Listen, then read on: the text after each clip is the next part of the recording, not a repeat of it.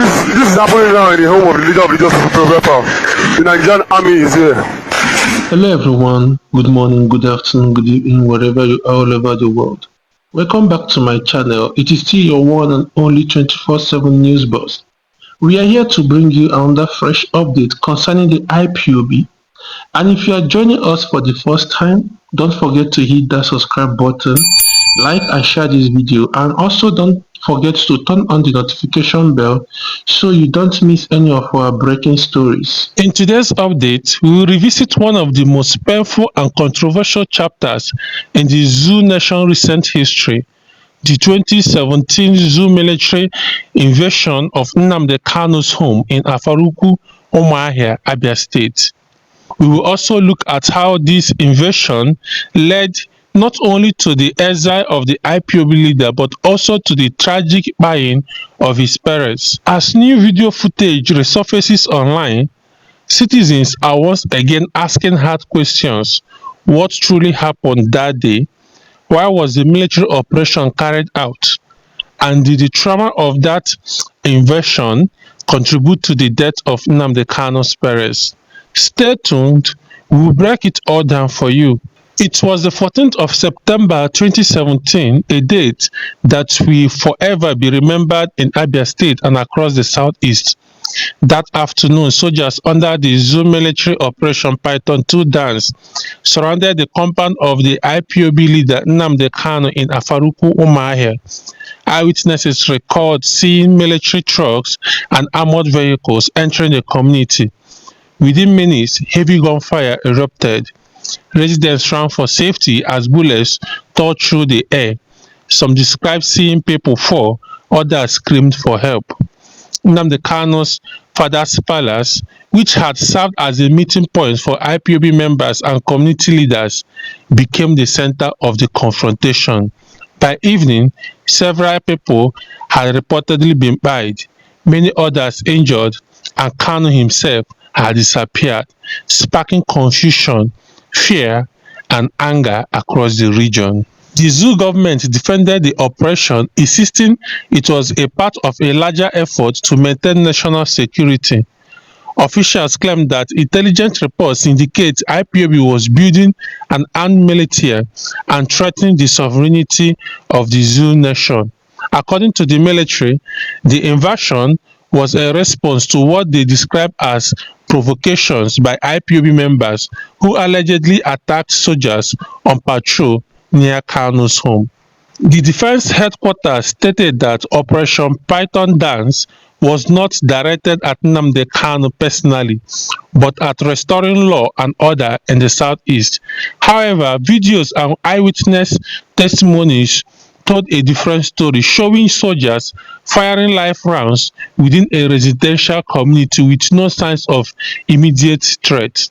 Human rights organizations such as Amnesty International condemned the attack, describing it as a deadly use of excessive force and calling for an independent investigation. The Zoo government, however, brushed off the criticism, maintaining that the military acted within its constitutional duty. Let's sit back and watch the short video. You can hear shots. This is stuff going on in the home of the Professor. This is happening now in the home of the leader of the Justice Professor. The Nigerian army is here. They are here now. Look at me, look at Enu. Can you get that tank? You can hear the sound going on. The Nigerian army is here. Shooting. They are here shooting at the home of the leader of the Justice Professor.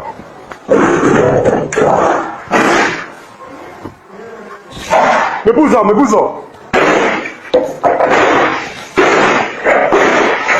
How to video?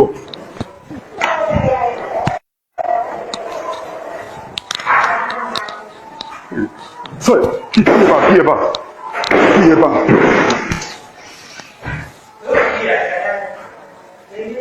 After the raid, Nnamdi Kanu disappeared for more than a year.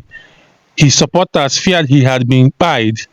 The zoo military denied arresting him, while his family accused the zoo government of trying to silence him permanently. When Kanu eventually reappeared in Israel in 2018, it reignited international attention. He accused the zoo nation of attempted assassination and demanded justice for those who lost their lives during the invasion. The global IPOB movement used the incident as a rallying cry, pointing to it as evidence of persecution against the people of the Southeast. But amid the political noise, a quieter tragedy was unfolding inside Kanu family home. In the aftermath of the invasion, Eze Israel Okwu Kanu, the traditional ruler of Afaruku, and his wife, Lolo Ugoeze Sali Kanu, struggled to cope with the trauma of the violent attack on their palace. Eyewitnesses said soldiers had desecrated the royal compound, breaking doors, destroying artifacts, and scattering personal belongings. The elderly couple were deeply shaken both physically and emotionally. Over the next 2 years, their health reportedly deteriorated. The late monarch's wife, Lolo Sali, was said to have developed heart-related complications following the raid. She passed away in August 2019. Just a few months later, her husband, His Royal Highness Eze Israel Kanu, also died on December 6, 2019, unable to bear the loss and emotional toll of the event. Nnamdi Kanu, then still in exile, confirmed their deaths in a heartbreaking statement, saying, "The zoo military spied my parents when they invaded my home. They never recovered from the trauma." Their funeral, held in February 2020, drew thousands of mourners, including IPOB members, community elders, and sympathizers from across the region. Security was tight with fears of another military confrontation, but the day passed peacefully, a moment of unity and grief for a family and a people still haunted by the events of the 2017 attack. Now, in 2025, a new video has emerged online showing never before seen footage of that 2017 military operation. The clips reveal soldiers firing inside residential areas and voices of terrified villagers shouting, "They are shooting everywhere." The footage has reignited public anger and renewed sympathy for Nnamdi Kanu and his late parents. Social media platforms are filled with emotional reactions. One Twitter user wrote, "After watching that video, I now understand why Kanu keeps calling for justice. His family suffered more than anyone should." Another commented, "This is beyond politics. This was an invasion of a royal home." Political and security analysts have weighed in, saying the invasion remains one of the most damaging moments in the civil-military relations in the zoo nation.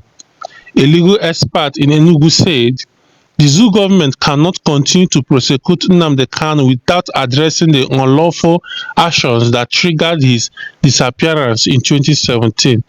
Justice must be balanced on both sides." Others argue that the buying of Nnamdi Kanu's parents symbolized the deep wounds left by years of mistrust between the zoo government and the Southeast region. Some security officers, however, still maintain that the operation was necessary to curb IPOB's growing influence at the time, though many agree that the manner in which it was executed caused long-term damage. Residents of Afaruku say they still live with the scares of that dark day. The palace, once full of life and visitors, is now remembered as a place of tragedy. Community elders say the buying of their royal father and mother left a spiritual vacuum in the town. An elder said they didn't just die naturally, they died of heartbreak. The invasion destroyed not only their home, but their spirit. Others believe their buying strengthened the resolve of IPOB members, who now see their struggle as a continuation of what the Kanu family suffered. As the video continues to spread online, Public opinion is shifting. Many citizens, even those who once criticized Nnamdi Kanu, are calling for a more human and transparent approach to justice. A social commentator in Abuja said, "We must remember that before Nnamdi Kanu became a political figure, he was a son. His parents were innocent people who didn't deserve to die from the trauma of military violence." This renewed empathy is shaping public discussions about his ongoing trial and about the future of the Zoo nation's unity. 8 years after the invasion, the wounds are still open. The kpaing of Nnamdi Kanu's parents serve as a painful reminder of what happens when dialogue breaks down and force replaces communication. Analysts are calling for reconciliation, truth-telling and justice, not just for Kanu's family but for all victims of the state violence in the nation. And that brings us to the end of today's report on 24/7 News Buzz. The 2017 invasion of Nnamdi Kanu's home in Abia State remains one of the darkest and most controversial events in the Zoo nation's recent history.